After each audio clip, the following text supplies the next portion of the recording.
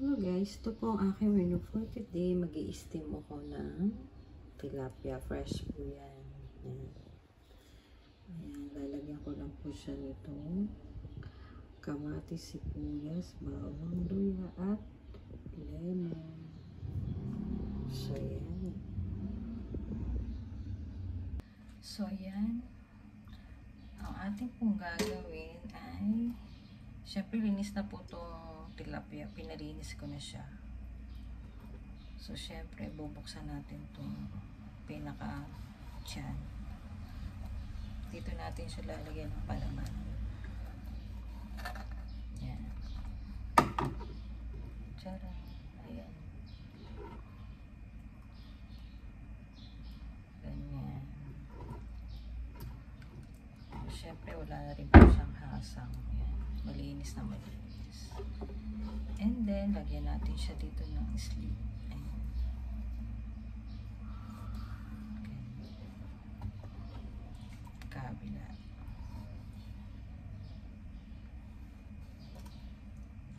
Ayan. Then lalagyan natin siya ng salt.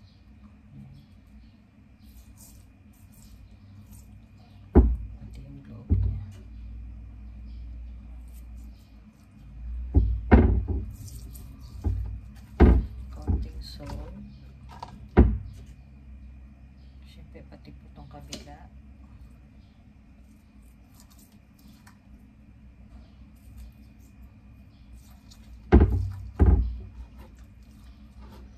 Ayan. So bali nihiwa ko na po yung kamatis, luya, garlic at sibuyas. So ito po yung ilalagay natin sa tiyan. Ayan. So pagsasama-samahin lang po natin to. Ayan. And then lagyan natin ng mga pampalasa. So, yan. Haluin lang natin siya. Lagyan natin ng konting chicken powder. Salt.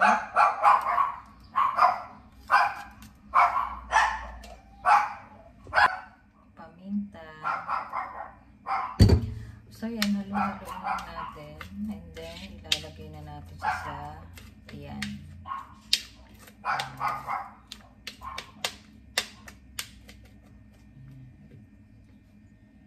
Ngayon guys, ilalagay na natin dito sa loob ang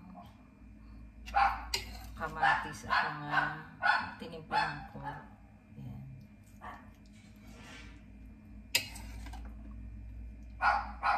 Ayan, ilagay lang natin lahat dyan.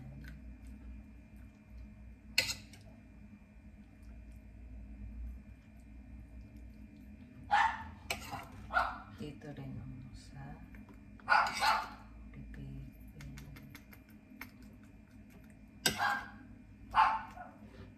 Ayan, lagay lang natin siyang lahat dyan. Dahil malaki yung tilapia, isa lang yung aking gagawin.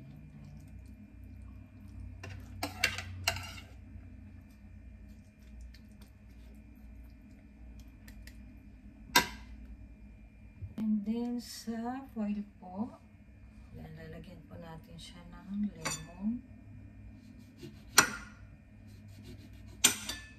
Ayan. Lagyan natin ng kamatis.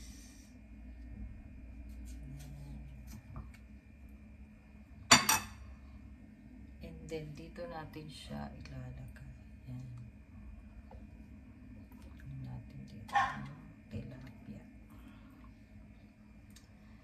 So, lalagyan ulit natin siya sa ibabaw ng lemon.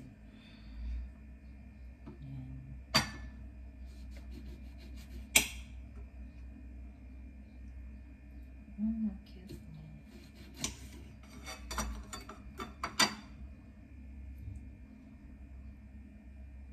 So, yan.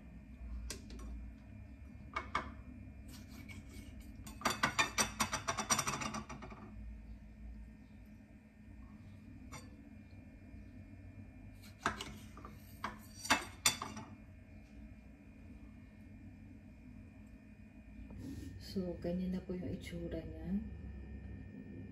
So, mamaya babalutin ko na po yan. Bago natin ilagay sa steamer. Pwede na natin siyang balutin.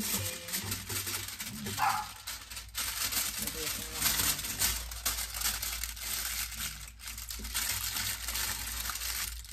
Super dali lang.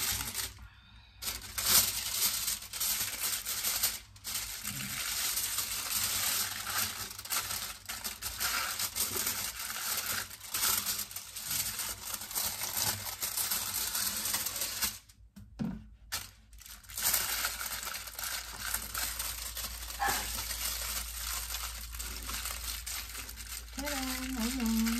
Pwede na natin siyang okay. So, yan. I-steam po natin na siya. Ayan. Bali mga 30 minutes.